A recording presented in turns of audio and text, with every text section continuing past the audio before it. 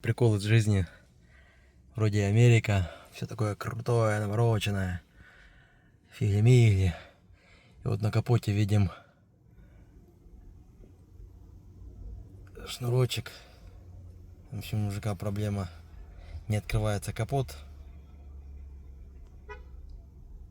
Походу тросик лопнул там и крепление отвалилось или что еще. Все что угодно может быть. Но он по-простому привязал простой шнурочек.